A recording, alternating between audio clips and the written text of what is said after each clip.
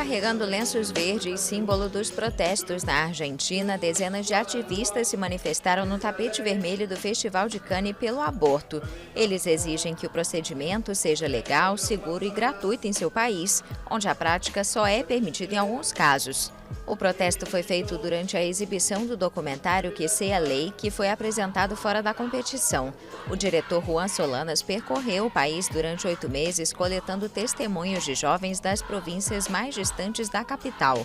O cineasta Pedro Almodóvar e a atriz Penélope Cruz mostraram apoio poucas horas antes da mobilização.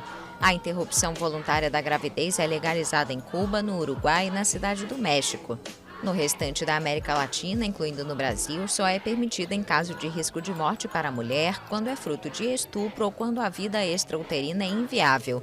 Em El Salvador, Honduras e Nicarágua, o aborto é totalmente proibido.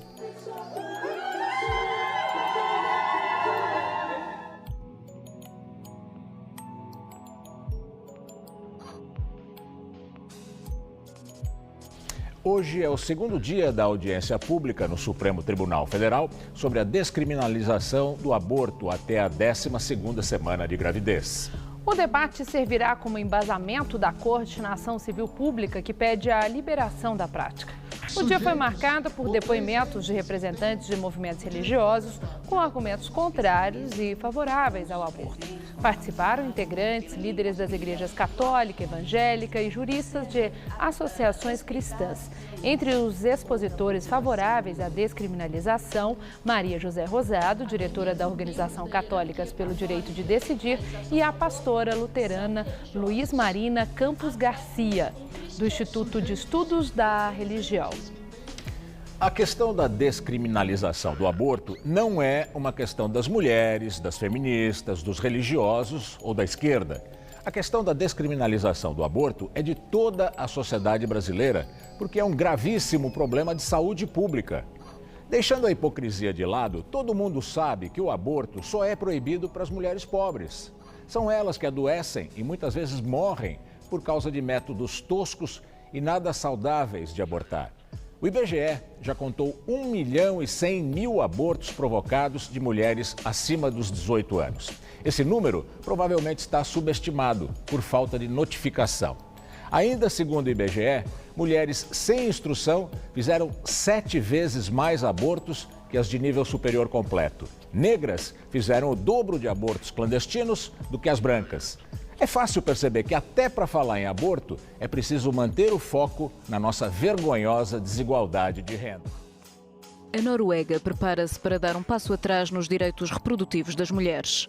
Pela primeira vez em 40 anos, o Parlamento decidiu rever a política de interrupção voluntária da gravidez. Uma maioria de 105 deputados aprovou um projeto-lei que vai restringir a realização de abortos seletivos com vários fetos, obrigando as gestantes a apresentar razões alegadamente válidas. Na prática, vai caber a uma comissão especial ter a última palavra sobre se cada mulher pode ou não interromper a gravidez por vontade própria depois do primeiro aborto. Até à data, um direito exclusivo da mulher nas primeiras 12 semanas de gestação. A inclusão da medida, ainda não adotada na reforma do governo, foi uma condição dos democratas cristãos para se coligarem ao Executivo no início do ano.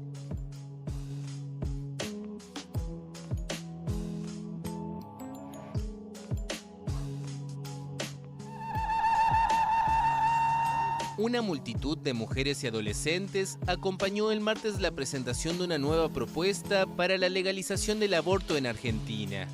Cantando aborto legal en el hospital, miles de activistas ataviadas con el pañuelo verde que identifica a su movimiento tomaron la plaza frente al Congreso en Buenos Aires, mientras 15 parlamentarios depositaban el proyecto de ley al interior de la sede del Legislativo.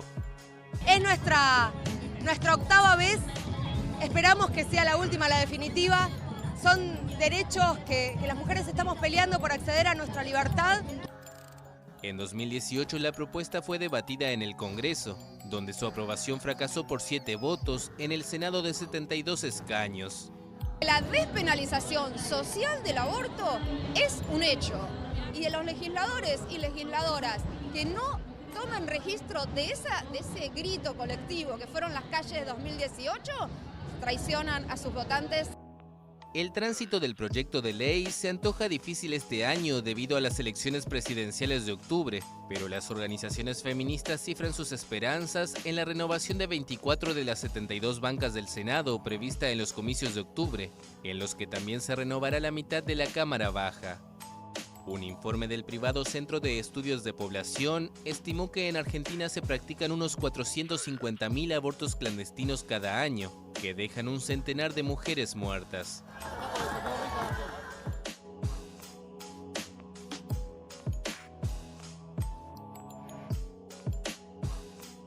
O Supremo Tribunal Federal considerou nesta madrugada que a interrupção da gravidez até o 3º mês de gestação não configura crime. A decisão vale apenas para um caso específico no Rio de Janeiro de uma clínica de aborto. O problema é que essa decisão abre precedente para liberação em outros casos por outros juízes. Paloma, 16 anos, estudante e uma gravidez que não estava nos planos. Agora não, mas aconteceu. Num primeiro momento, a notícia abalou a família. Eu e meu esposo também, a gente ficou muito triste assim com ela, mas depois a gente foi aceitando, né? Porque é uma vida, né? Jamais interrompeu uma vida. Quer dizer, a sua gravidez ela não foi planejada, não foi pensada, mas em algum momento passou pela sua cabeça em fazer aborto? Não, jamais. Não, é uma vida, né? Bianca, 22 anos, estudante de Direito, não está gestante, mas defende que a mulher, se desejar por algum motivo, tem o direito de interromper a gravidez nos primeiros meses de gestação. Eu sou a favor do aborto por conta do grande número de mulheres que se sujeitam a clínicas clandestinas por não terem condições financeiras. E a criança? A criança, bom, até o 3º mês foi comprovado que não há a vida racional, né? Ontem, a primeira turma de ministros do STF decidiu descriminalizar o aborto no primeiro trimestre da gravidez.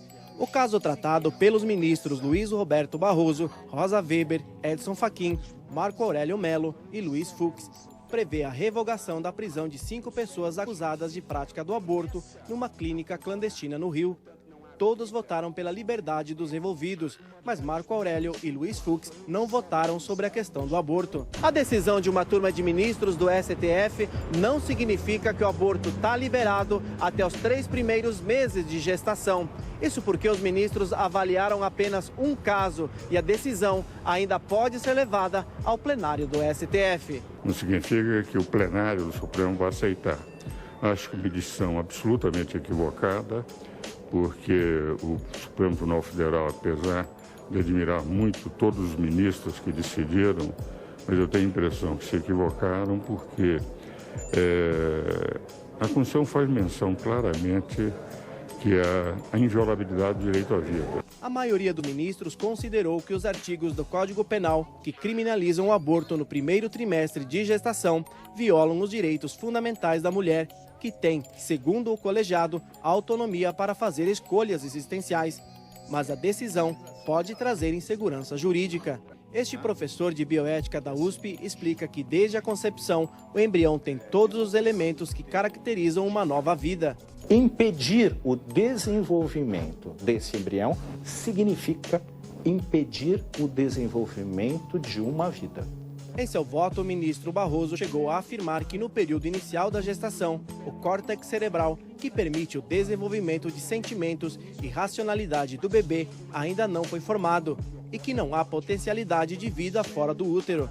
Este pesquisador não concorda com a versão. O desenvolvimento do sistema neurológico, de todo o sistema nervoso central, ocorre porque a vida já está acontecendo. É produto da vida e não caracteriza o início da vida.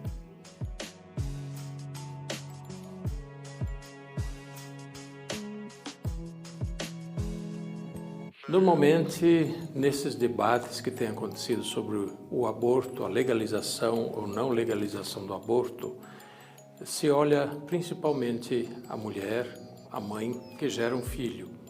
É importante, sim, olhar para a mãe, a mulher que gera um filho, para que sua dignidade seja reconhecida, respeitada, seu direito seja respeitado e, sobretudo, para lhe dar as condições para que ela leve avante aquilo que é o mais importante na sua vida, que é gerar um filho, é transmitir a vida a um filho. Mas nunca se deve esquecer do filho mesmo, que é filho, que é ser humano, aquilo que ela está gerando, isso não precisa discutir muito, isso está mais óbvio do que qualquer coisa. Desde o primeiro mês, quando a mulher sabe que alguma coisa aconteceu, que ela está grávida, ela vai dizer, estou esperando um filho, estou grávida de um filho. Ela não está grávida de uma coisa, ela vai dizer, é um filho. Portanto, ela está gerando um ser humano semelhante a ela e semelhante ao pai dessa criança. Então devemos olhar a criança que está sendo gerada, não esquecer a criança que está sendo gerada. E o seu primeiríssimo direito, que é o direito a viver. Desde que existe um novo ser humano, ele tem este primeiro direito que deve ser assegurado por todos e garantido pela sociedade, o direito de viver.